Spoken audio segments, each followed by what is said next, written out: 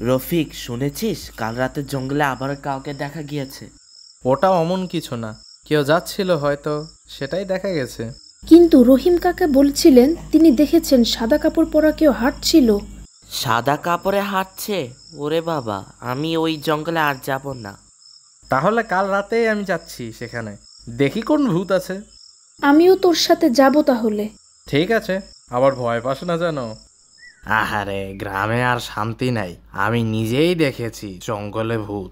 ভূত আমার সামনে আসলে ভয় পালাবে? আমার সাহসে ভূতও ভয় পায়। মজা করিস না, আমি বলছি সত্যি।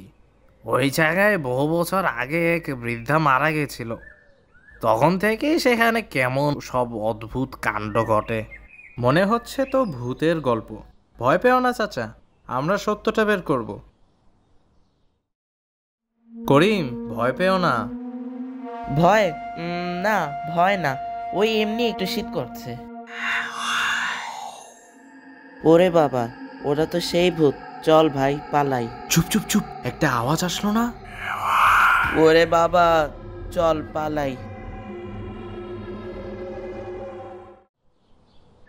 দেখলে তো, কাল রাতেও ভূত দেখা গেছে। এই ভূতের গুজব আর চলবে না।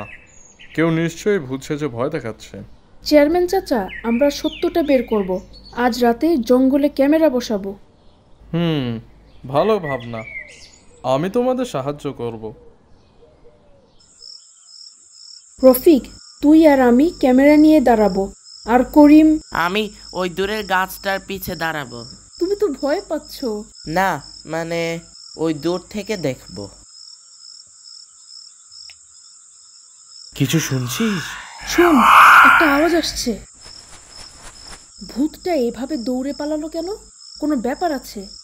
হ্যাঁ, কিছু তো ব্যাপার আছেই।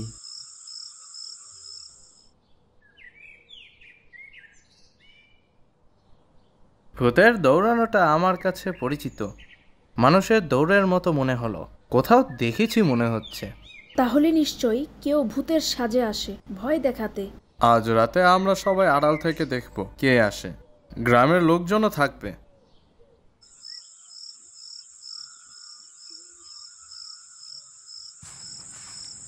ধর ওকে। মজনু, আমি একটু মজা করতে চেয়েছিলাম, গ্রামের সবাইকে ভয় দেখিয়ে ভূতের ভয় ছড়ানোর জন্য। এটা কি ধরনের মজা? ভূতের ভয় দেখিয়ে মজা করে কেউ? তুই এসব না করে গ্রামের জন্য ভালো কিছু করতি, ভালো হতো।